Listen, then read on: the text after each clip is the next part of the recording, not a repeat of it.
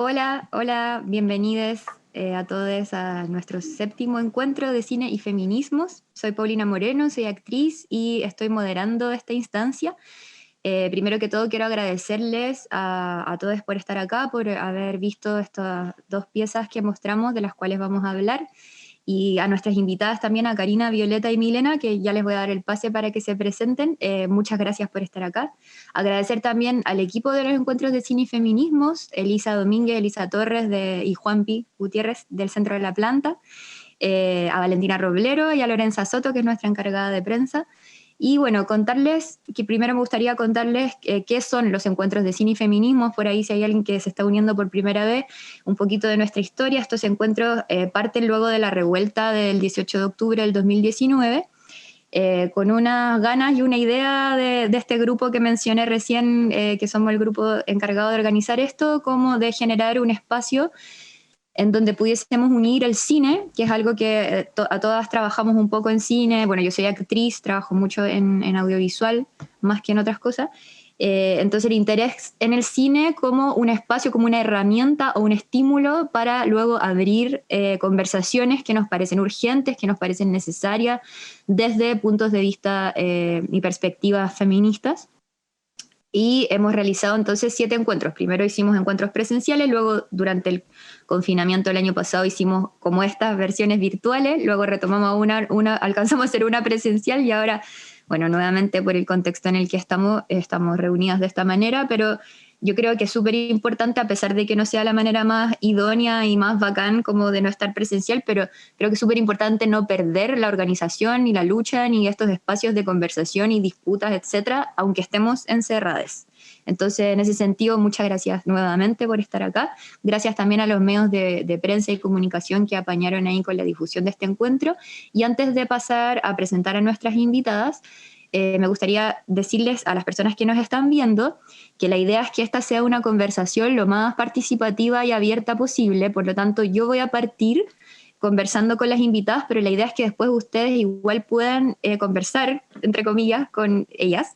Entonces, la manera en la que lo vamos a hacer es que sus preguntas y o comentarios los dejan en los comentarios de abajo del video. Y ahí después yo los voy a transmitir, los voy a leer para que podamos integrarles también a ustedes en esta conversación y que no sea como una ponencia. Bueno, habiendo dicho esto, me gustaría partir. Puedes partir tú, Karina, presentándote a nuestros espectadores. Gracias. Bueno, buenas tardes, compañeras. En primer lugar, yo soy Karina Noales, soy una de las voceras de la Coordinadora Feminista 8 de marzo de Santiago. Soy abogada laboralista, me dedico al derecho del trabajo. Y también soy actualmente candidata a la Convención Constitucional por el Distrito 10 en la lista de los movimientos sociales. Gracias, Karina. Violeta. Hola, buenas. Gracias por invitarme. Yo soy Violeta Banda, soy realizadora audiovisual independiente de la región de Valparaíso y participo como gestora de Nosotras Audiovisuales Valparaíso y en Nosotras Audiovisuales. Súper, gracias. Milena. Hola, gracias por la invitación. Yo soy Milena Castro, soy directora audiovisual y estoy aquí con el documental cortometraje Julieta y la Luna. Y eso, feliz de estar aquí apañándolas. Bacán, muchas gracias, feliz. Nosotras también. Milena, bueno, me gustaría también partir contigo ahora conversando sobre Julieta y la Luna, que fue el primer cortometraje que vimos recién. Me gustaría preguntarte un poco si es que nos puedes contar sobre el proceso de este cortometraje, cómo nace, en qué contexto, cómo se te ocurrió hacerlo de esta manera, cómo decidiste hacerlo con esto de las proyecciones análogas, etc. Bueno, es un proceso largo, son varios años de trabajo con el material, es un archivo familiar. Julieta es mi hermana en la historia, entonces es bastante cercano todo esto. Y sí, todo comienza quizás con encontrarme con el material con el que me había criado quizás, y hoy lo pienso para atrás y claro, hay muchos recuerdos que están en base a eso, y eran muchas horas. Y detrás de este material existía esta historia que había agarrado muchas partes de la familia, muchos dolores, y de alguna manera fue una forma de buscar una catarsis, de buscar hablar de esto y también buscar una forma que fuese universal también, porque una cosa es quizás hacer un documental más autobiográfico o encontrar esta historia y decir, ya, ok, vamos a ponerle nombre y apellido y ver específicamente esto. Yo creo que desde el principio la formulación de un guión no fue tanto eso, sino que la aproximación a una búsqueda visual fue lo primero que me encontró. Fue decir, ok, tengo todo este material, ¿qué hacer con él? ¿De qué manera? Y cómo lo voy encontrando, cómo voy entrecruzando historias para generar esta pieza que en algún momento estuvo en mi cabeza, estuvo dando vueltas mucho rato y aún no encontraba la forma, no encontraba el móvil finalmente. Y ya lo había conversado aquí un poco, pero al comienzo yo tenía como, estaba sesgada casi con hablar de la impunidad, de que estos personajes que han vulnerado y abusado en el fondo de niños dentro de la familia, que además es un concepto muy doloroso porque uno cree que esta casa, que este espacio familiar es el más seguro, pero muchas veces es el menos seguro porque no pensamos, no creemos que esto va a pasar y no es que pase solo en Chile, sino que es una cuestión global.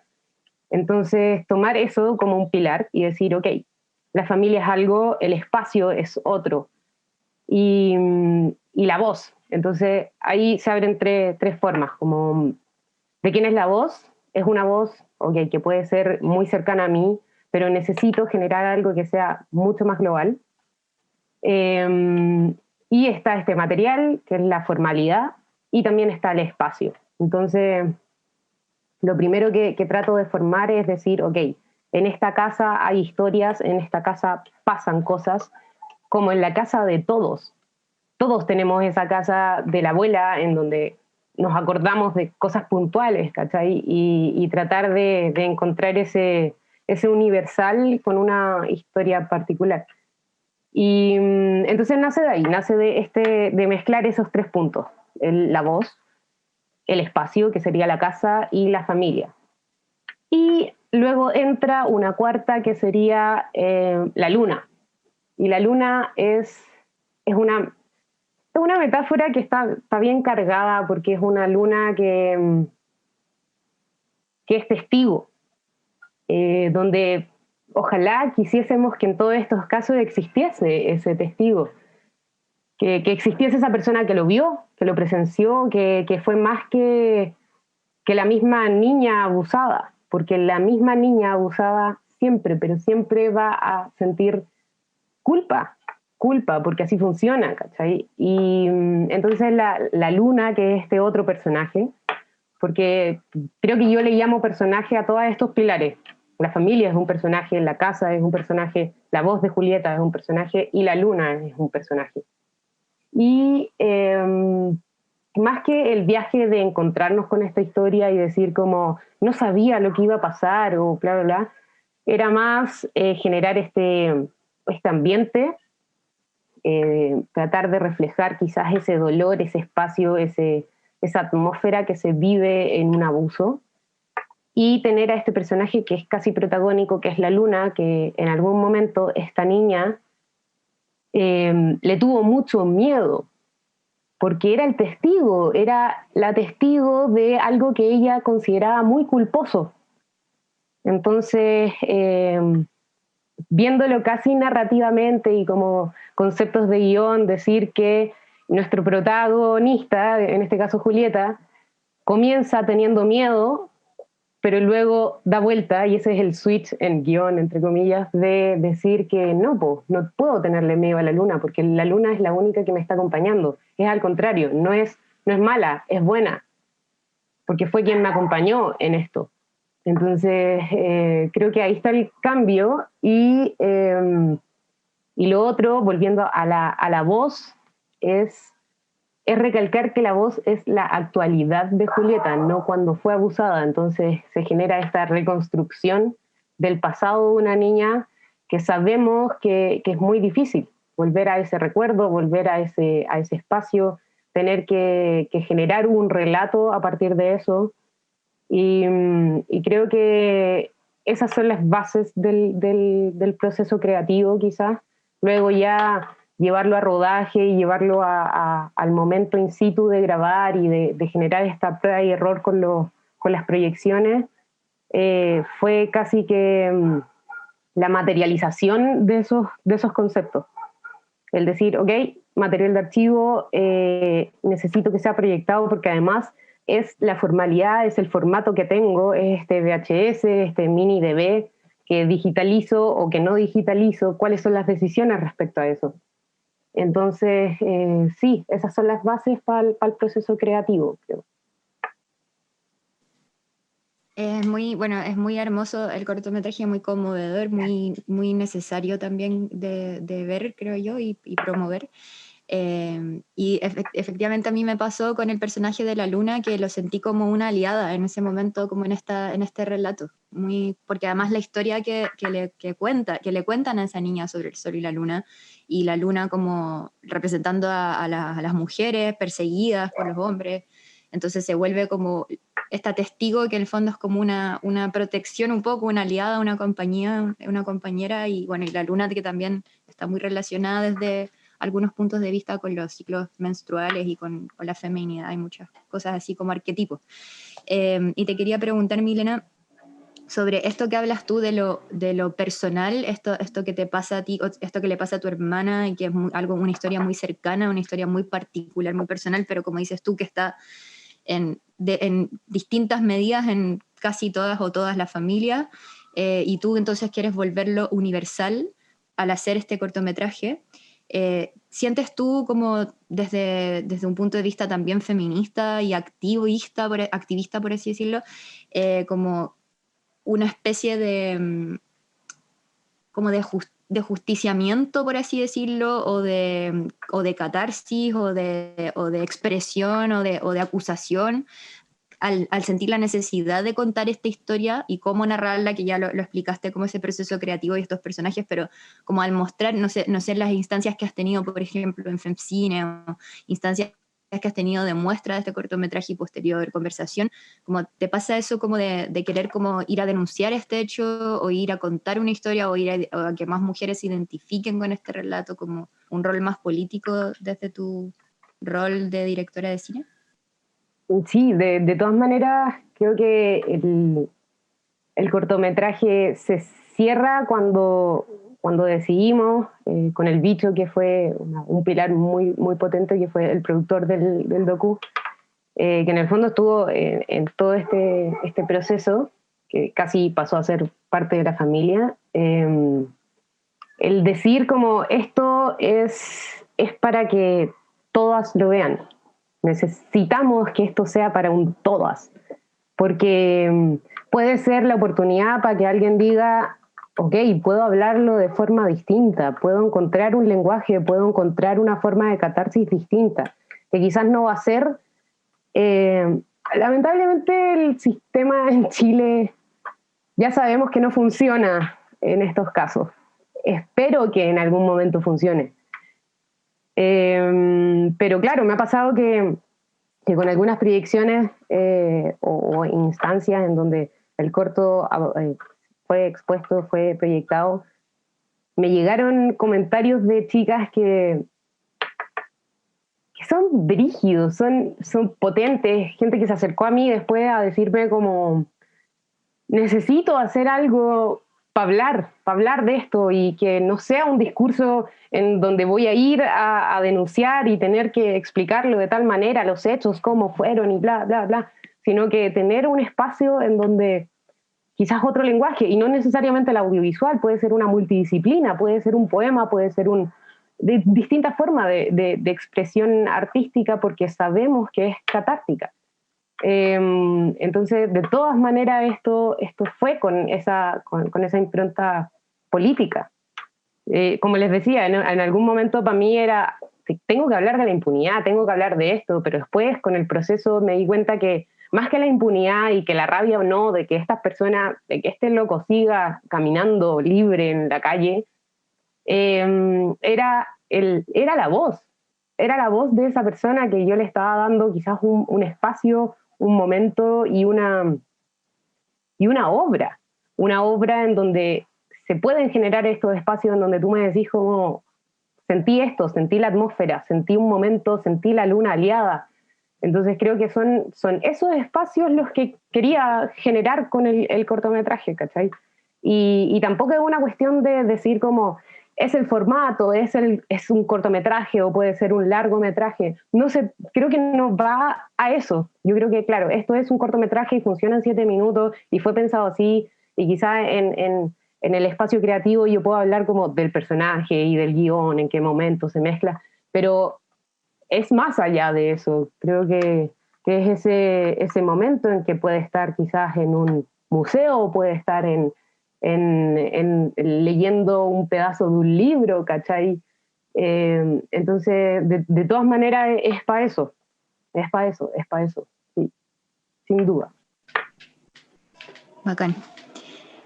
Violeta, sobre vimos el cuarto capítulo para los que no sabían, lo que vimos que se llama Resistencia, Voz y Voto, es el cuarto capítulo de una serie que se llama Historias Urgentes. Entonces, esta serie la hacen con Nosotras Audiovisuales y me gustaría, Violeta, si puedes también contarnos sobre el proceso de esto y también explicar un poco, porque a lo mejor también hay gente que no sabe qué es Nosotras Audiovisuales y cómo se genera este proyecto colectivo. Ya, bacán. Bueno, Nosotras Audiovisuales es una colectiva en vías ya de formalizarse que aúna mujeres y disidencias del género del audiovisual.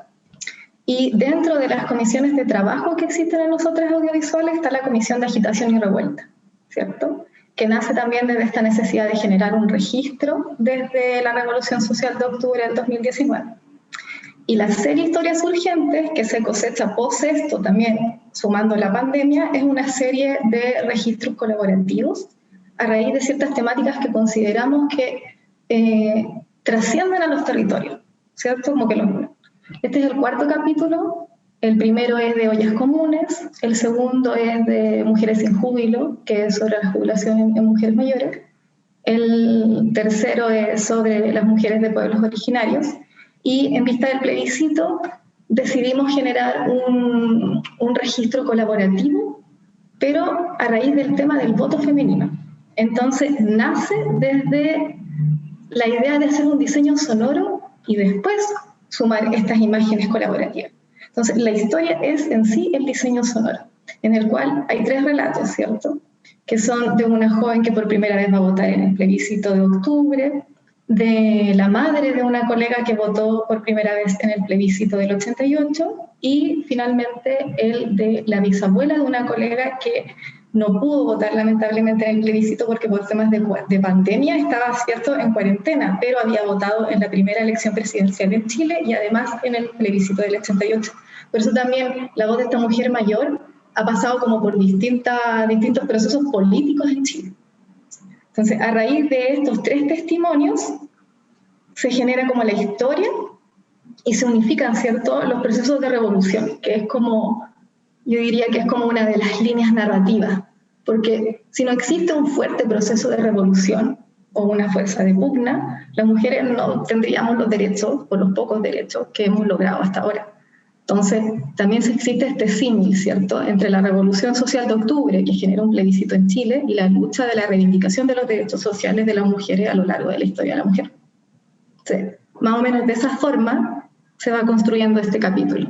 Y en términos de producción, durante el plebiscito hablamos con distintas mujeres de distintos territorios, distintas colegas, todas miembros de Nosotras Audiovisuales, amigas, todas quienes querían registrar y aunamos estas imágenes. Y bueno, cuando estábamos en el backstage de esta situación de ahora del conversatorio, yo les comentaba que estaba viendo como el tema del creditaje, más o menos sacando un cálculo de cuántas mujeres habíamos participado de esto, y son yo creo que más de 40 personas que han puesto un granito de arena un frame, una edición, animación, un poco de tiempo para poder llegar a esta construcción de este capítulo súper colaborativo, que nos parece que además es una forma súper interesante de generar relatos sobre estos temas, estos conceptos, ¿cierto? Además, bueno, el tema de la pandemia también hablábamos que genera esta interconectividad, entonces te limita físicamente, obviamente, obviamente no voy a ir como el perfil real social del tema pandemia, pero te limita físicamente, pero te permite, yo creo que nos hemos desarrollado interconectándonos entre nosotras y generando otros tipos de redes de apoyo, ¿cierto? Y eso siento que también se ve plasmado en esta ejecución colectiva, sobre todo en este capítulo, porque tiene una duración mayor que los otros capítulos y también hay una forma de producción que también es más elaborada y en el cual hay muchas más mujeres colaborando. Está muy emocionante, le comentaba antes a Violeta también, este capítulo de esta serie, porque a mí personalmente me gustó mucho esa conexión intergeneracional, le comentaba, como de están 3 mujeres de diferentes generaciones, diferentes épocas de la historia, y ese entrelazado narrativo es muy hermoso, que sean 3 mujeres además, es emocionante, como que también es bacán porque hay una tendencia a veces como a pensar que el feminismo es una cosa que ahora como que se puso de moda y en verdad ignorar a veces todo el trabajo que viene de la lucha que viene de hace muchos años. Entonces es bacán que hagan, creo yo, esa unión de relatos porque demuestra también cómo este proceso histórico es un proceso que viene de hace muchos años y que los cimientos para eso y que esto haya bullido ahora es como viene desde antes, ¿no? Pero de hecho, dime. ¿Puedo decir algo respecto a eso? Porque siento que es una reflexión que se da en distintas instancias y hemos conversado con las colegas en una y otra vez y siempre es interesante, porque el feminismo, claro, viene de hace mucho rato, pero ha sido invisibilizado mediáticamente, ha sido ocultado, ha sido asesinado, ha sido desaparecido, ¿cierto? Pero ahora que tenemos, bueno, nosotras como audiovisualistas sentimos que cuando hacemos un rescate de las imágenes estamos haciendo un rescate de nuestra memoria histórica y reivindicando temas y diciendo ya no pueden seguir invisibilizándonos. También las nuevas tecnologías nos aportan, ¿cierto? Ya no se puede decir como que el feminismo se va a inventar en 10 años más, sino que ya existe. Y también creo que ese despertar, que bueno, no solo se ve ejemplificado, creo que este capítulo de Historia Urgente es como la actualidad, pero se sigue tejiendo, ¿cierto? Y se viene tejiendo. Ahora siento que como mujeres de cámara y mujeres también de sonido, mujeres audiovisualistas, artistas, políticas, creo que no es un peso, sí una responsabilidad, pero más allá como unas ganas de levantar este movimiento político social y de que nunca más pueda alguien taparlo, porque sería como tapar el sol con un dedo, ¿cierto?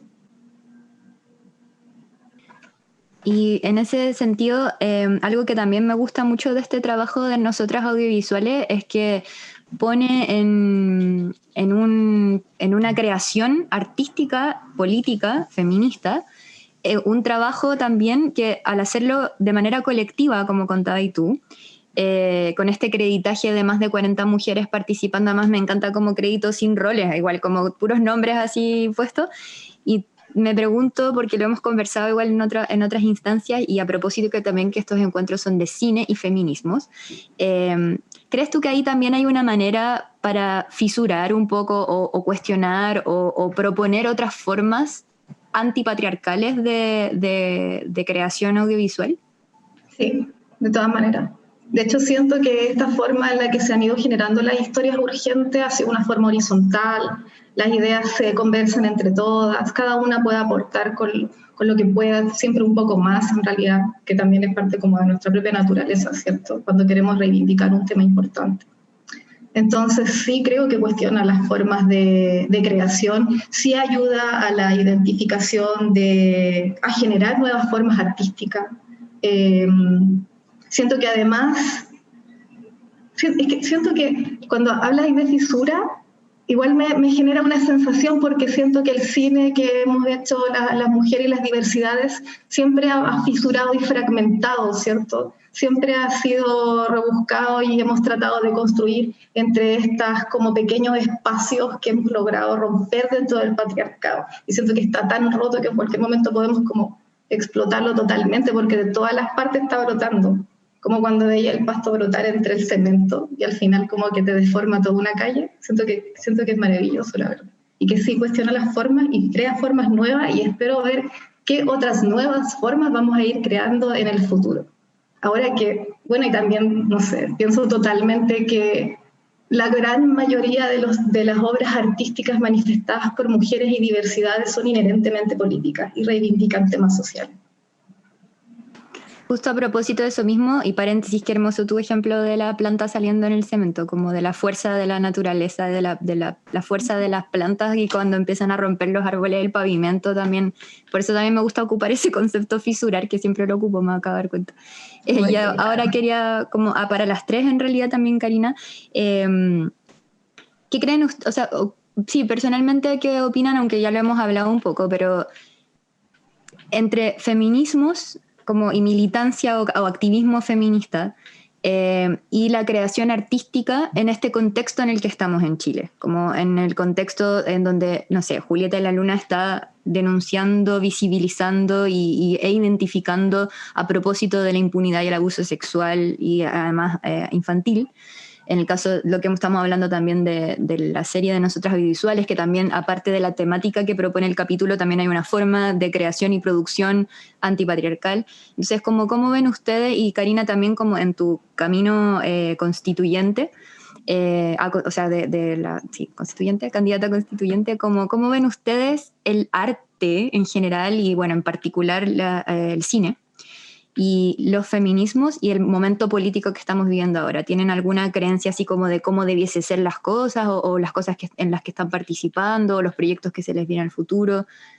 Esa temática, la que quiera partir puede hablar. Yo puedo partir sobre todo para no solo saludar, felicitar el trabajo de las compañeras, ¿no? De Milena y de Viola, que efectivamente es profundamente emocionante, ¿no? Y porta, pienso yo, esa historicidad, ¿cierto? Que cuando es relatada desde esa voz, desde eso que insiste Milena, que no da lo mismo desde dónde, ¿no? Una voz que hemos dicho además muchas veces que es indelegable, que no queremos que nadie más hable por nosotras, ¿no? Tiene la potencia de interrogar de una manera muy superlativa lo que existe, ¿no? Lo que se interroga sobre lo que ha existido siempre, ¿no? Esta historia de la luna que es como testigo de generaciones y generaciones, ¿no? Pero interroga también lo que vivieron nuestras abuelas, nuestras madres de manera muy más inmediata, e interroga nuestra experiencia vital cotidiana, ¿no? Este presente. Yo creo que como esa también subversión, ¿no? De la linealidad de la historia y que el feminismo logra, los feminismos, ¿no? Integrar como tantos momentos diferentes. No sé si hay como otra voz que pueda desplegarse desde esa potencia, ¿no? Y justamente como la intergeneracionalidad de resistencia voz y voto es también a mí lo primero que me llamó la atención, que es muy hermoso, que está lleno también de mitos, ¿no? A mí me ha tocado muchas veces participar en conversatorios en espacios no feministas en que se supone que las mujeres de edad más avanzada serían portadoras del patriarcado, nos han educado de una manera machista o en realidad no son parte. Eso aparece muchas veces y yo digo, el feminismo no solo es algo histórico, ¿no? Que lleva siglos, sino que además muchas mujeres han podido releer su propia biografía, ¿no? A partir de una irrupción que puede ser generacionalmente más joven hoy. Y pienso, no sé, por ejemplo, cuando se convocó las tesis senior en el Estadio Nacional, llegaron más de 10.000 mujeres, ¿no? Entonces también como las jóvenes, voy a ponerlo así, no sé si me gusta, pueden habilitar el espacio del balance, ¿no? para quienes ya no son jóvenes. Y afirmar esta cuestión que es tan feminista, ¿no? Es decir, que lo personal es político, o en realidad que todos aquellos que nos han dicho que es privado, ¿no? Que es un problema entre, qué sé yo, las cuatro paredes de la casa, te estaba pasando a ti, y a ti, y a ti, y a mí, y descubrimos que en realidad nuestras vidas son un problema político, ¿no? Y ahí se junta, yo creo, este poner en común con el disputar, no sé, el voto también, ¿no? Pero a pesar de que hemos estado siempre en todas las luchas históricamente, también nos preguntamos dónde estábamos, ¿no? En los relatos oficiales, porque es como, bueno, sí, las mujeres que dieron la lucha contra la dictadura y la memoria y fue vital, pero bien, y queda para el libro y la transición democrática donde nos colocó. Entonces, yo creo que esta cuestión de no volver nunca más a la segunda fila, ¿no? Y de decir, nos sentimos tributarias y también parte de una historia larguísima de luchas, pero también portamos una memoria de futuro. Es decir, no renegamos de esa historia, pero donde queremos estar no es donde nos han colocado siempre que participamos, ¿no? No sé, eso tal vez como reflexión, me alargué un poco sobre el arte y la política. Bueno, por lo menos en la Coordinadora 8M, que es el espacio donde yo participo, hay una brigada de arte y propaganda, que es la Brigada Laura Roddick, y que ha tenido también esta vocación de... hay una frase de Marielle Franco que hemos utilizado que dice ocupar con nuestros cuerpos todos los espacios, ¿no? Y también intervenir como los lugares que no son seguros para nosotras, como la calle, ¿cierto? Apropiarnos de ese espacio que también nos es negado y que son espacios cotidianos muchas veces que portan como todo lo gris. A mí me parece que la imagen del metro, en el caso de Santiago, dice mucho, ¿no? Porque es el espacio en el que vas y vuelves a la pega y es un espacio muy como infernal también, ¿no? Y en que va ahí apretado, como ganado, etcétera, pero un espacio muy cotidiano que fue escenario de lo épico, que me parece muy como cuando empieza la revuelta, ¿no? Lo de todos los días, como tal vez esta imagen doméstica, de decir qué hermoso que está ahí como desde la cocina, desde como donde está ahí todos los días para hacer lo que vaya a hacer, todos los días esa interrupción de una normalidad tan violenta, y que no sé, fue muy bonito pensar que para el 8 de marzo, en la previa del 8 de marzo del 2019, que fue el año que está ya la revuelta, ¿no? También fue un espacio en que el feminismo decide intervenir, ¿no? Porque yo siento, y lo decía una de las mujeres que hablaba en Voz y Resistencia, lo tengo anotado acá, somos el movimiento social que más fuerza tiene, que hay un ejercicio no solo creativo y de masa, sino que prefigura en el relato que vienen sosteniendo los feminismos en los últimos años, en Chile y en el mundo, porque por lo menos nosotras creemos que estamos en un momento global, de una irrupción de un feminismo de masa, prefigura mucho de los contenidos que viene a plantear la revuelta, ¿no?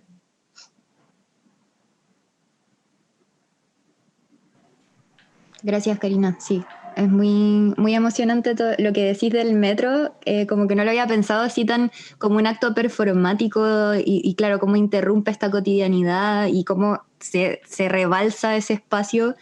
Es súper, también como puede ser visto desde un punto de vista artístico, performático también, como los cuerpos ocupando el espacio y rompiendo esas barreras, ¿cachai? Violeta o Milena, no sé si quieren comentar algo más sobre este vínculo arte-política. Dale, Milena. Sí, yo quería decir una cuestión respecto al ocupar nuestros cuerpos los espacios, con nuestros cuerpos los espacios. Me pasó que, no lo comenté antes, pero claro, cuando vi Resistencia, Odio y Voto, les comenté, les dije como, no sabía que lo necesitaba y lo vi y fue como revivir todo un proceso, un momento en donde estábamos en la calle, estábamos ahí, vivíamos, sentíamos casi como que esa imagen doméstica se había tomado la calle. Estábamos ahí, estábamos yendo todos los días. Entonces, en mi caso, quizás, por ejemplo, yo tengo la bici atrás, pedaleaba todos los días, estaba ahí, pero presente con mis compañeros pedaleros y era brígido la sensación de tomarse ese espacio. Y también comentamos que hoy sentíamos esa pérdida quizás. Y no es solamente una pérdida de la calle, sino que es una pérdida de esa sensación que tú tenías con mirar a otros, estar con otros. Hoy miramos mascarillas, ¿cachai? Y nos podemos ir en una volada y hablar de qué es esta pandemia y qué es lo que estamos viviendo, pero lo que saco hoy quizás como para el futuro, no solamente del audiovisual, sino que de la creación en sí, es lo que tiene Resistencia Voz y Voto, que es esa colectividad, porque hoy necesitamos mirarnos, necesitamos estar con otros, estamos encerrados en nuestros propios pensamientos, que por algo quizás puede ser genial porque nos vamos a mirar y estamos sintiendo, como también ha sido tortuoso a cagar, ¿cachai? Hemos sentido cosas que no hemos querido enfrentar y a nivel social ha sido doloroso, ¿cachai?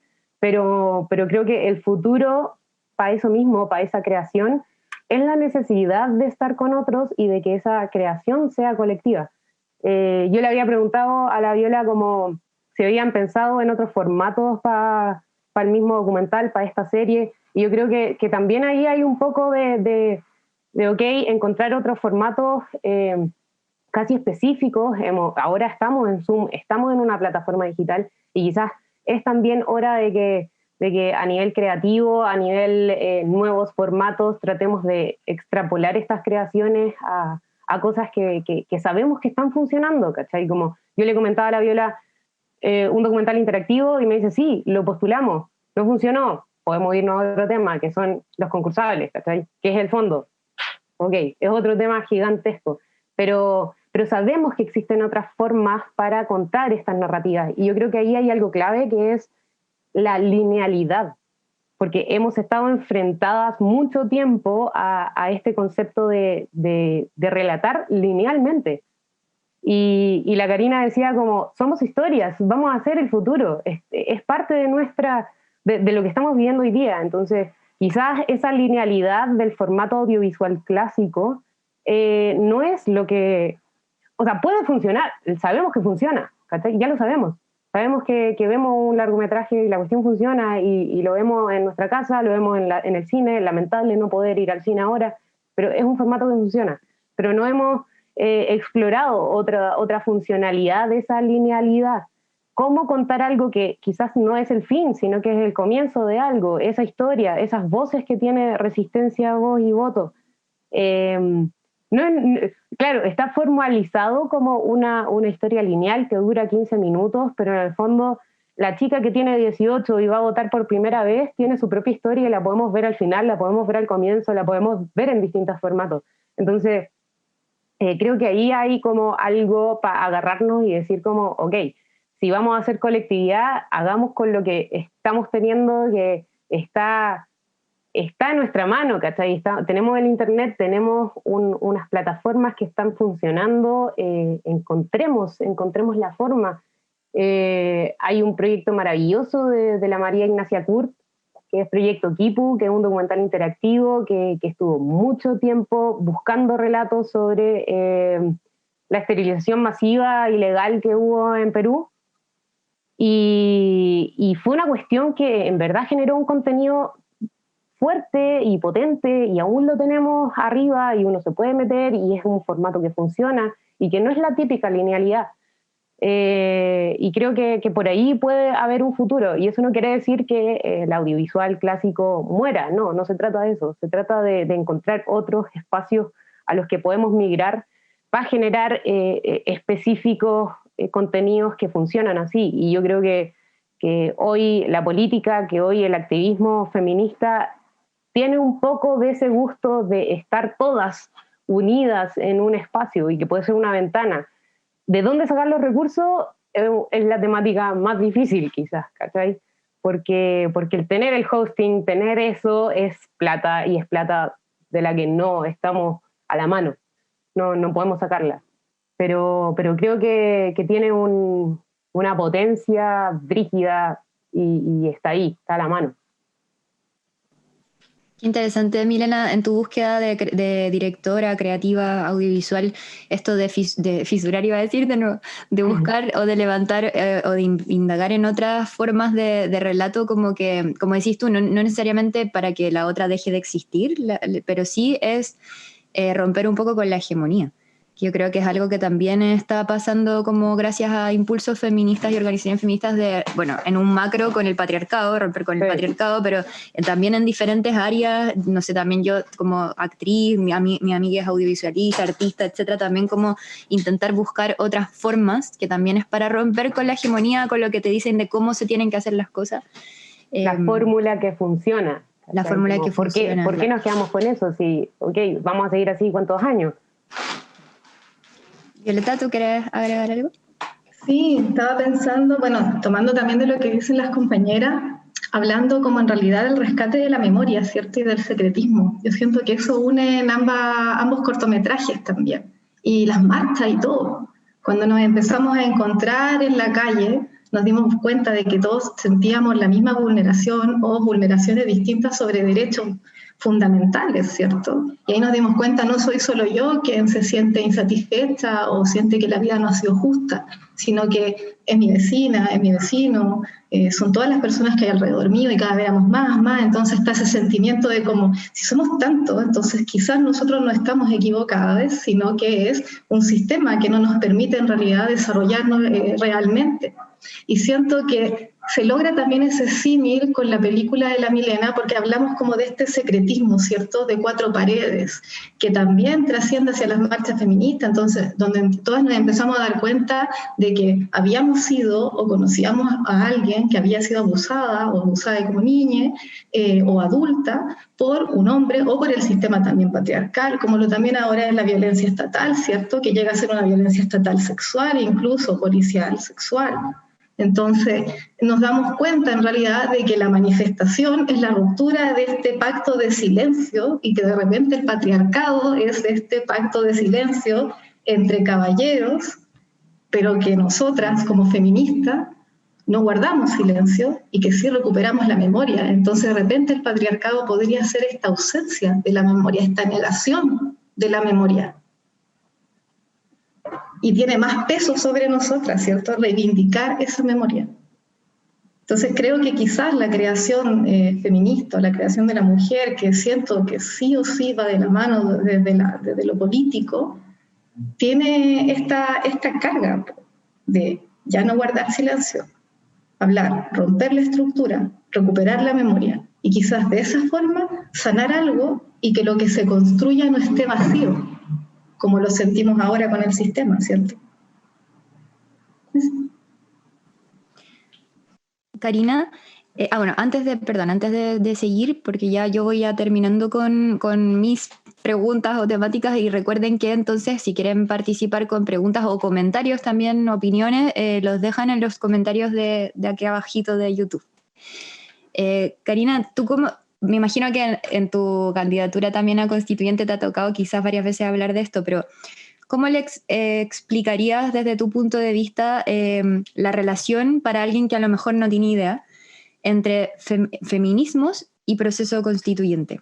¿Por qué como tu candidatura desde la Coordinadora Feminista 8M y también si quieres nos puedes contar un poco de tu trabajo como en la coordinadora y como abogada laboralista desde los feminismos y cómo eso te ha impulsado ahora a ir con una candidatura constituyente en este momento en el que estamos viviendo?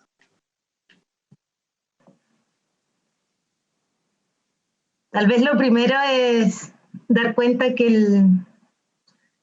el proceso constitucional, nosotras hemos establecido una diferencia entre lo que denominamos proceso constituyente y proceso constitucional. Sí, la Javi Vallejo en nuestro conversatorio pasado habló de eso mismo. Sí, ¿verdad? Sí. Llamamos constituyente a lo que se abre el 18 de octubre, ¿no? Que tiene su historia también. Para los pueblos nunca hay hoja en blanco, ¿no? Tenemos memoria. Pero se abre algo ahí, ¿no? Que es una politización de masas muy potente que hace un balance de lo que han sido estos 30 años de postdictadura, ¿no? Para nosotras ahí hay un proceso constituyente a nivel vital, es decir, de la posibilidad de constituirnos colectivamente, afirmando una alternativa de una vida a otra, ¿no? Y ese proceso vital y colectivo no cabe en una carta magna, ¿no?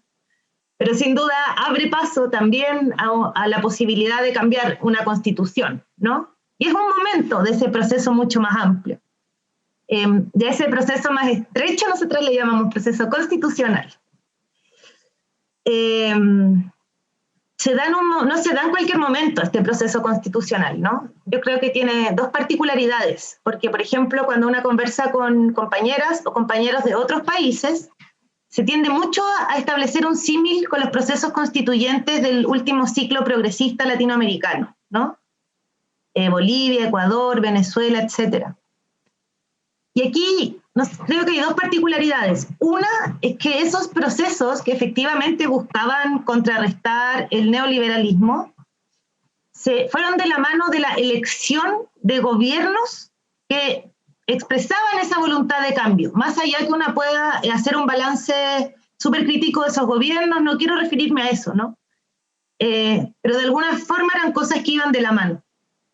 Aquí en Chile vamos a vivir un proceso constitucional y la posibilidad de echar abajo la constitución de Pinochet en un momento absolutamente represivo, de un giro autoritario brutal. Entonces yo creo que eso es lo primero. Y lo segundo, este es el primer proceso constitucional que tiene lugar en el mundo desde que se abre el actual ciclo de irrupción global de un feminismo de masa. Y es al mismo tiempo, cuestión que no contaban, ¿no?, los procesos anteriores, y de hecho en América Latina, si uno se fija, el feminismo como efectivamente no tuvo un rol preponderante, no lo digo desde el punto de vista del despliegue de las mujeres y disidencias organizadas, que lo estaban, ¿no? Pero no se había tornado un contenido ineludible. En cambio, en Chile se produce este proceso en este momento político y es al mismo tiempo el primer proceso constitucional paritario del mundo. Y eso nos gusta leerlo en una clave internacionalista, por supuesto. Todas las mujeres y disidencias que han puesto sus pies en las calles del mundo en todo este periodo han habilitado esto que está pasando acá y nos gusta pensar que nunca más, que también Chile pone un piso, ¿no? Que nunca más un proceso constitucional en el futuro debiese no ser paritario. Porque un poco lo que ha ido pasando también, las revueltas feministas también se contagian, ¿no? Esto todo ha sido un contagiarnos, yo diría, del 2016 hasta ahora, entre distintos países. Y la paridad es una de sus particularidades, ¿no?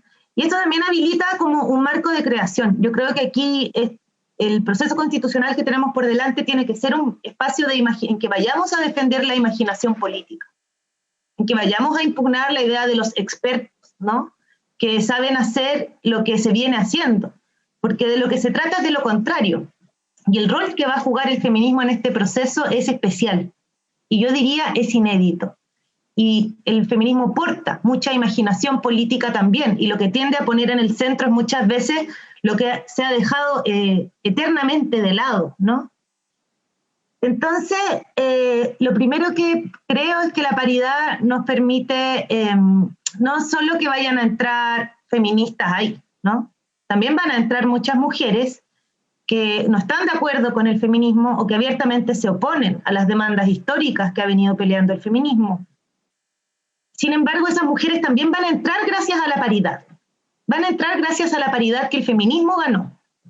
Entonces, yo creo que ahí la potencia feminista, una vez más, se despliega, incluso alcanza para las que no están de acuerdo, ¿no? Incluso aunque no queramos, da lo mismo.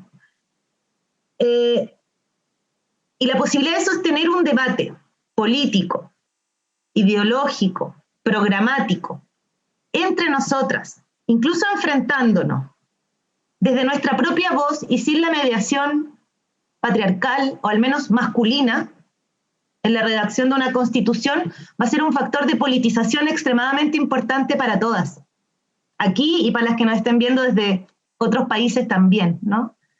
Entonces, yo creo que hemos logrado hacer lo que tantas veces nos hemos propuesto en la historia, que es tornarnos, insisto, ineludibles, ¿no? Hoy día esto ya no puede dejar de ser una cuestión central del proceso que tenemos por delante y tal vez, como volviendo a las palabras con que intervine la primera vez, nuestra voz en este proceso no es delegable, no puede ser portada por otros.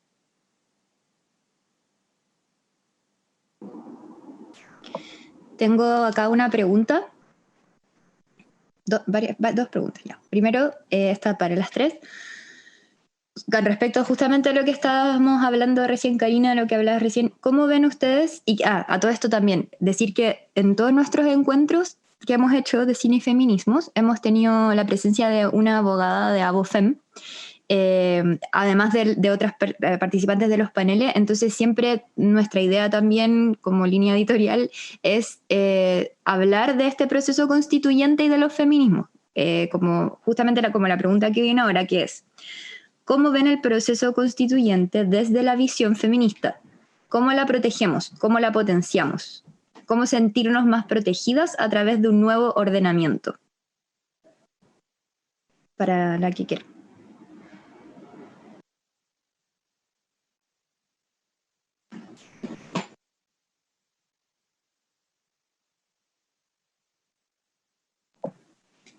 Tal vez yo puedo partir. Sí, dale, Karina, no. Bueno, está la violencia, ¿no? La violencia machista, patriarcal, la violencia de género, que pienso es lo que ha sido el factor clave que nos ha impulsado a salir y ser tantas como una experiencia común, ¿no? Y una experiencia común que hemos politizado profundamente. Entonces, esta violencia que nos interroga permanentemente acerca de sus causas y sobre todo de cómo erradicarla, cómo luchamos contra ella, creo que es una reflexión política que hemos intentado dar también, ¿no? Por lo menos en la Coordinadora 8M nos hemos dicho que esta violencia no está situada en un lugar de manera tal que si con una política pública interviniéramos en ese lugar, la erradicamos, sino que por el contrario, la violencia patriarcal, pero también otras violencias que están conectadas, ¿no? Organiza la vida social y es lo que sostiene este sistema tan desigual e injusto. Y que por lo tanto para erradicarla es necesario transformar todo.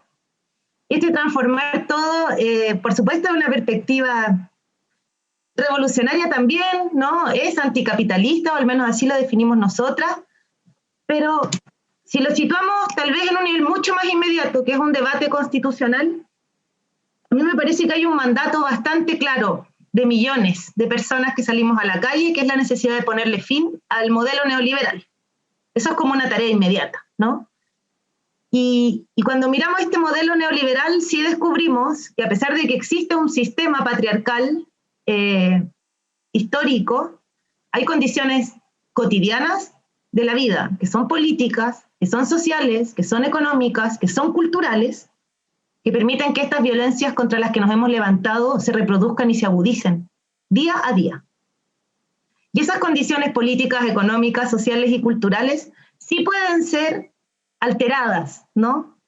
A través de lo que pueda consagrar una constitución. Muchas veces se ha dicho que las mujeres o el feminismo estamos llamadas a hablar de temas de mujeres, entre comillas, ¿no? Situándonos a nosotras mismas y a nuestras vidas en una especificidad. Básicamente estamos autorizadas para hablar, si vamos a hablar de derechos sexuales y reproductivos, de brecha salarial, de violencia, sin dudas que son temas que nos son vitales, pero no es desde el único lugar desde el que estamos autorizadas para hablar. Entonces, cuando decidimos hablar de todo, decidimos decir también, si yo no tengo derecho a la vivienda, estoy triplemente expuesta a que lo que hoy día es una agresión, mañana sea un femicidio. Y eso sí podemos hacer algo, ¿cierto? En la legislación, en cómo se organiza una política pública o cómo esta aparece consagrado como un derecho fundamental que incide en la erradicación o que nos expone menos a la violencia machista, por ejemplo, ¿no? Y así podemos ir con muchos ejemplos, desde la educación sexual integral hasta, qué sé yo, las pensiones, ¿no? Pero también hay cuestiones que son fundamentales y que tienen que ser recogidas con mucha centralidad, yo pienso, en este debate constitucional. Uno es el derecho a vivir una vida libre de violencia, eso tiene que quedar consagrado. El segundo, el derecho a la libre determinación sobre nuestros cuerpos, que contiene el derecho al aborto legal, seguro y gratuito, sí, pero también a nuestra identidad de género, también a la eutanasia, entre muchos otros derechos. Y en tercer lugar, y aquí a lo mejor también es una deformación profesional, a mí me parece que el trabajo organiza la vida. Que el tener un trabajo organiza tu vida cotidianamente y el no tenerlo también. Tu vida gira en torno al problema de no tenerlo, ¿no? Entonces, el trabajo, esta cantidad gigantesca de trabajo social que hace posible sostener día a día y de generación en generación al conjunto de la sociedad, que sigue siendo presentado como no trabajo, y me refiero al trabajo doméstico, de cuidados, trabajo no remunerado, tiene que ser reconocido como trabajo, pero además como un trabajo socialmente necesario, que beneficia al conjunto de la sociedad y que la sostiene, y que por lo tanto tiene que ser socialmente sostenido. No puede seguir siendo una cuestión de ve tú en las cuatro paredes de tu casa cómo te rascas con tus propias uñas para criar, para cuidar a un familiar enfermo, y cómo se reproduce a partir de ahí una división sexual del trabajo.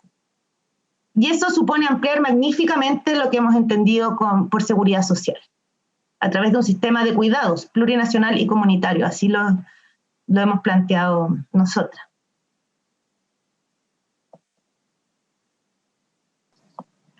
Ya, bacán, yo quiero sumar palabras a eso porque lo encuentro muy interesante, que en realidad tiene que ver con que, a ver, está todo este sistema, ¿cierto? Que todos sabemos que está terrible, que es terrible con todas, que es el sistema patriarcal. Pero para que sea sustentado, también la cultura se encarga de sustentarlo, ¿cierto? De silenciarlo, de silenciar a las voces que están en contra de este sistema, a través de los medios de prensa que omiten cosas como el caso Enjoy, que ahora toda esta semana ha estado súper importante en los medios de prensa independiente, pero en los medios de prensa en realidad de la televisión abierta no aparecen. Entonces, creo que el feminismo y el feminismo artístico y cultural también tiene como esta misión de posicionar estos temas culturalmente, ¿cierto? De las representaciones. Y siento que eso está ligado directamente a la Constitución, no solamente con que la cultura sea un derecho asegurado mediante la Constitución, sino que también para poner en relevancia las temáticas de los cambios constitucionales, ¿cierto? Como el aborto, como el derecho a la vivienda digna. O lo que dice la compañera, si no tienes una vivienda o no te aseguran el derecho a la vivienda y tienes vulneración de tu trabajo o no tienes trabajo, también eres mucho más propensa a sufrir violencia patriarcal, violencia estatal, violencia de parte de tu pareja, violencia de parte de todo lo que existe alrededor, ¿cierto? Porque es un sistema que se genera a través de la opresión de un grupo de personas para el beneficio de este otro grupo de personas, y que socialmente se mantiene a través del silencio. Y no puedo evitar sentir como el símil, como lo que hablamos de los nuevos medios de producción colaborativos, que también es como esta forma, ¿cierto?, de ya sea políticamente colaborar, escucharnos a los modos del cabildo, colaborar para generar una pieza artística que tenga una opción política o una reivindicación, porque es una forma que va anti el sistema patriarcal y que puede levantar estas temáticas que si fueran desde lo convencional no alcanzarían a levantarse mediáticamente. Entonces como que siento que también existe como esa pega desde el área de la cultura feminista, ¿cierto? Posicionar los temas, levantarlos, sociabilizarlos, y de esa forma van a lograr estar con una mayor aprobación incluso para la salida de la escritura de la Constitución, porque no es solo la escritura, es la votación de salida, en la cual nosotros ya tenemos que estar con otras mentalidades, ¿cierto?, socialmente. Sí, estoy muy de acuerdo con todo. Creo que dentro de ese proceso de posicionar el feminismo dentro de los distintos territorios en donde nos movemos, o las áreas o los rubros, como audiovisualistas o como representantes de la cultura, está también ahí el posicionamiento, pero también el detectar. Creo que hay muchos lugares, espacios en donde el detectar esa violencia no está. Y es increíble, porque uno cree en nuestro nicho, en nuestro espacio en donde nos movemos, que eso no existe, pero yo veo colegas periodistas en donde se están moviendo en un rubro al cual no es cercano a nosotros y qué sé yo, voy a nombrar un par, pero ¿qué tiene? CSU. Y se mueven en un espacio en donde ni siquiera han detectado esa violencia. Y yo me pregunto, o sea, la compañera preguntó ¿cómo? Lo veo, es difícil encontrar el cómo, pero claro, porque yo no quiero trabajar en CSU, ¿cachai? Ustedes no quieren trabajar en CSU. Entonces, ¿cómo llegamos a ese espacio en donde tenemos que detectar esas violencias? lo abro porque no tengo la respuesta tampoco, pero creo que dentro de este proceso constituyente, no constitucional, porque creo que viene de antes, porque es ahí donde tenemos que detectar, tiene que abrir esa posibilidad, tenemos que encontrar a estas mujeres, porque claro, la Pauli contaba que en otros momentos o otros espacios dentro de cine y feminismo se habían encontrado con otras opciones, ¿verdad? Con otras visiones del feminismo, personas que quizás estaban con otras versiones, pero creo que esas mismas tienen que encontrar no se trata de guía, porque el hablar de guía también es un concepto patriarcal, de encontrar esa voz, o sea, de encontrar ese guía espiritual casi del feminismo. Creo que va más allá de lo mismo que hablábamos de la colectividad. Si estamos generando ese contenido y estamos posicionando el feminismo en lo cultural en Chile, ojalá abrir ese espacio en donde se está generando y a dónde llega esa distribución. Yo creo que quizás es muy actual, pero ok, la Maite ahora está con Agente Topo en los Óscares. Uno puede decir como, ok, son los Óscar y podemos hablar de los Óscar en una versión audiovisual y considerar que también es un espacio patriarcal y etcétera, dentro del modelo neoliberal, pero eso llega a CSU. ¿Se entiende a lo que voy? ¿Cachai? Entonces creo que hay que potenciar eso, de alguna u otra manera, y no perder el foco.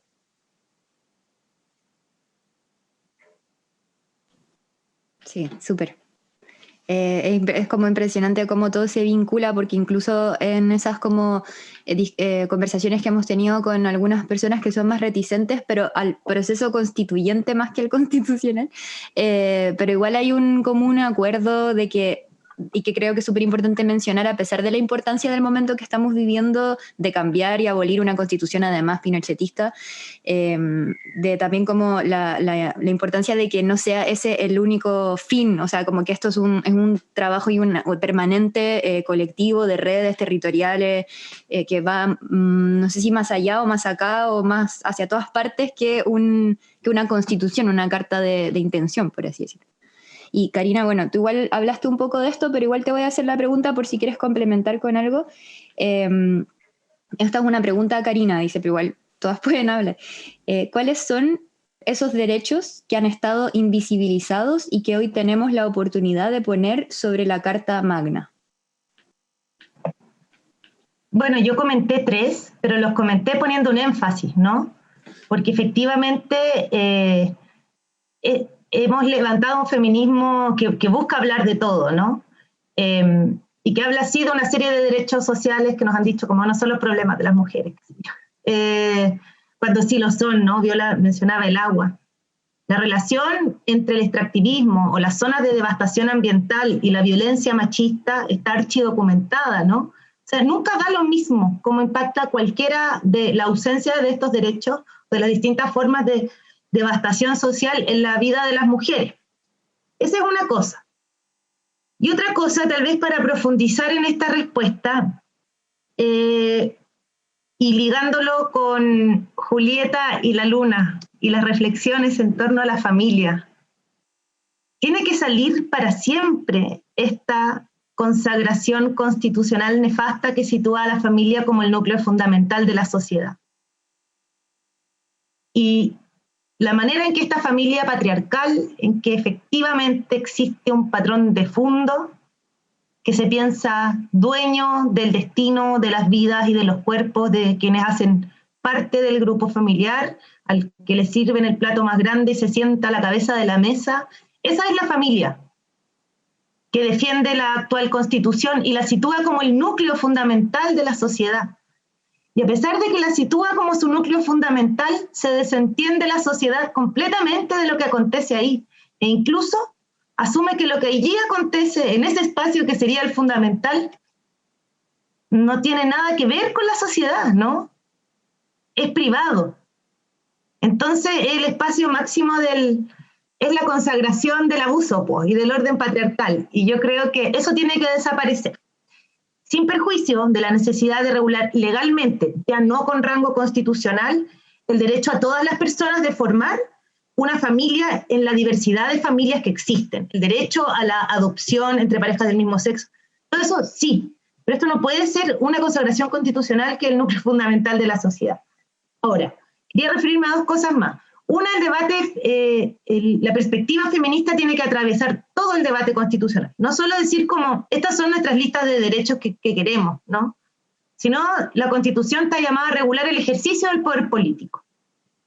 ¿Cuáles van a ser las atribuciones de cada uno de los poderes del Estado, del Ejecutivo, del Legislativo, del Judicial? Esas son cuestiones que estamos llamadas a debatir en un proceso constitucional y que es urgente cambiarlas, pero también yo diría que hay que llevar a ese debate el gesto feminista de decir lo que nos han dicho que es público y que es el espacio en que se ejerce el poder, son los poderes del Estado. Sí, pero nosotros también tenemos que decir que hay espacios que nos han dicho que son privados, en donde se ejercen relaciones de poder y vamos a tener que preguntarnos cómo se redistribuye radicalmente el ejercicio del poder en aquellos espacios también. Estoy pensando en los lugares de trabajo, que son lugares de poder, sin duda. Estoy pensando en la casa, en el seno de la familia, que son espacios de poder. ¿Cómo se va a redistribuir el poder en esos espacios que nos dicen que son privados? Estoy pensando también en las comunidades, en las asambleas territoriales, en los cabildos y espacios organizados en donde nos hemos juntado a deliberar esa vida que nos deben, ¿no?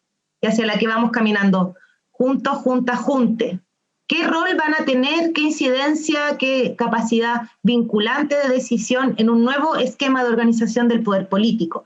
Y eso también es perspectiva feminista, pienso yo. Quiero cerrar con una sola cuestión, y es la reflexión sobre la paridad, ¿no? La paridad es muy importante, pero también creo que siempre hay que ir desbordando el marco del debate constitucional para abrir campo al debate constituyente que está planteado, que es mucho más amplio. Nosotras no queremos paridad para participar en igualdad con los varones en la administración de lo que existe. Nosotras queremos transformar radicalmente lo que existe. Milena decía, yo no quiero trabajar en CCU.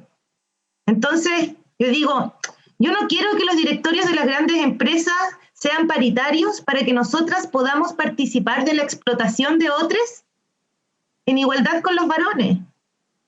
Yo no quiero que las Fuerzas Armadas sean paritarias para poder participar en igualdad con los varones de la represión de otros, sino que esta también es una paridad que lo que busca es abrir un espacio de igualdad en la participación política para poder participar en las mismas condiciones de la transformación radical de lo que hay, y no para sumarnos a administrarlo. Así que yo creo que eso también...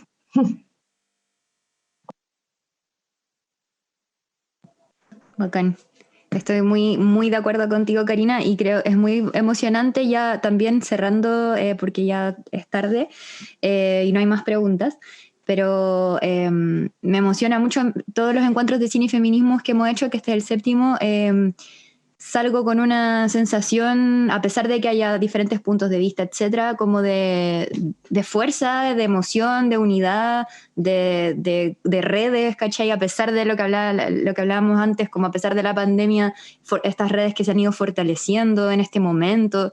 Entonces me parece que eso, como lo dijiste tú ahora, Karina, es súper, súper importante. Como no queremos como esa paridad para seguir participando del modelo patriarcal y colonizador, ¿cachai? Sino que queremos romper justamente con eso, que muchas veces se entiende como los feminismos se entienden como, o el feminismo se entiende como una cosa como de igualdad entre hombre y mujer, o como, es que ahora van a haber más mujeres no sé, ahora hay una selección de fútbol de mujeres, genial, pero no es eso, ¿cachai? Es solamente. Y quería preguntarles ya para ir cerrando, Violeta, Milena, si es que nos quieren contar, y también, bueno, Karina, también de tu proceso en el que estás también como candidata, ¿qué es lo que se viene ahora en sus agendas, en su vida, como la Milena, como tú, no sé si estás con otro proyecto, como creadora, o en NOA, y también en tu proceso de candidatura, para ir ya cerrando la conversación?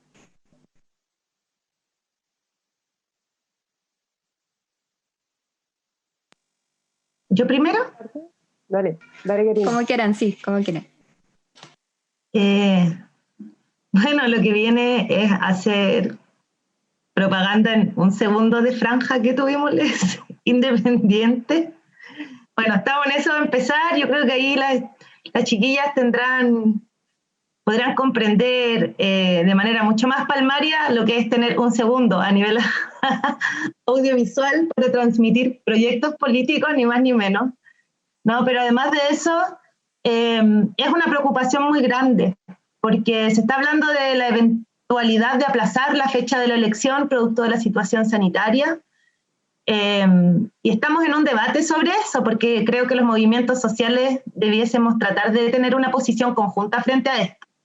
Porque una cuestión es la situación sanitaria, y otra cuestión es la persecución política o la represión que está desplegada en general en las calles, pero también hacia sectores organizados. Hemos visto un montaje enorme en Iquique hace muy pocos días, hemos visto cómo han sido allanadas hace 2 fines de semana muchas poblaciones en que se organizan personas acá en Santiago. Esto, yo me pregunto si son ensayos en que el gobierno está probando la capacidad de respuesta popular. Y el problema es que con lo único que contamos, los sectores organizados, los pueblos, en esta convención, es con nuestra posibilidad de movilizarnos. A mí me da temor, la verdad, que se produzca un proceso constitucional en este escenario. Y está esta incertidumbre también de la fecha. Entonces, si tú me preguntaras a mí cuál es mi deseo, es que este proceso no debiese tener lugar de ninguna manera mientras gobierne este gobierno criminal.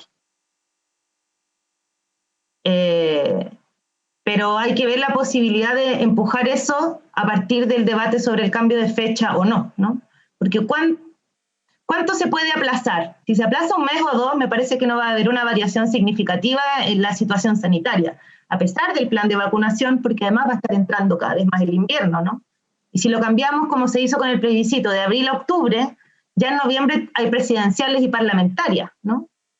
Entonces, ¿por qué no pensar derechamente, aunque signifique más desgaste y un sinfín de problemas prácticos, poner el elemento político por delante? Es la necesidad de que esto acontezca sin Piñera en el poder. Así que bueno, eso se viene, y apoyar las listas independientes, no olvidarse que cuando uno vota por un candidato o candidata que está en un cupo de partido, sí beneficia al conjunto de la lista, así que si a usted no le gusta esos partidos que van en esa lista, nada, llamarnos también a ese factor de informarnos.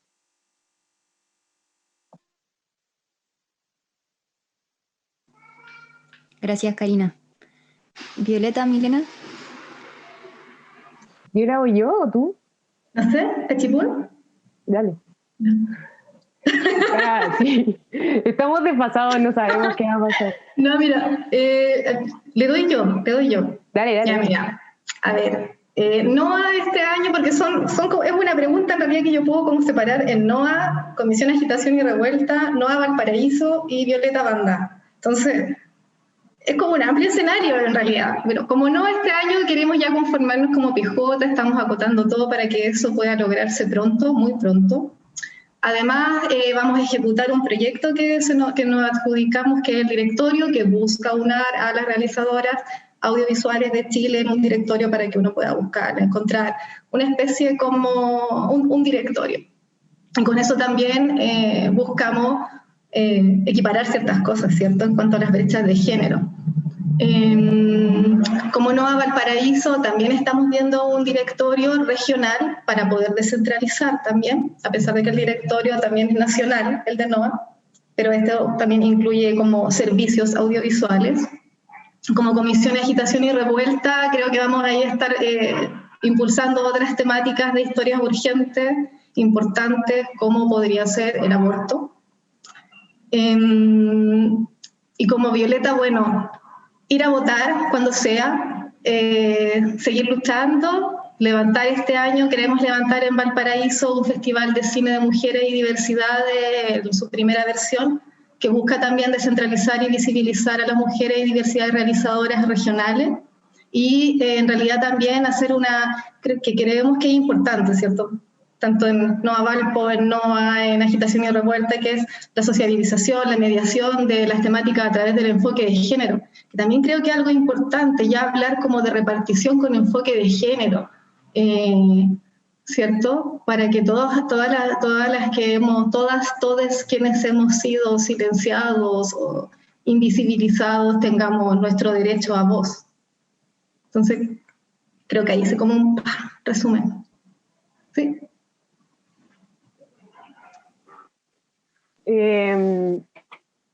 Bueno, siguiendo con este concepto colectivo, después de haber tenido como este proceso de exhibición de Julieta, aparecieron mujeres que se acercaron a contar relatos.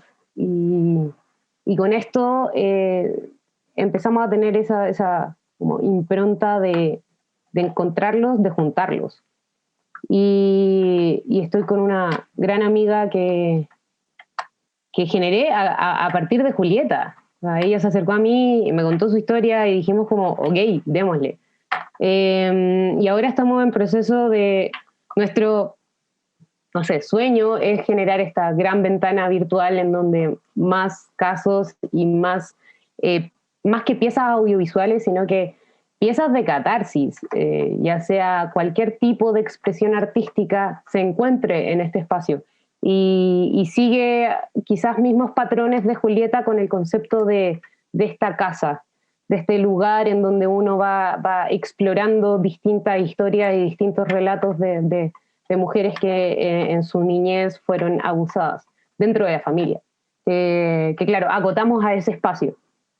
Y ahora estamos en trabajo de guión, entonces mucha investigación, mucho dolor a la vez, porque es un proceso, sí, es doloroso, pero a la vez potente. Entonces el hecho de que sea potente lo hace necesario y seguir trabajando, así que estamos en eso.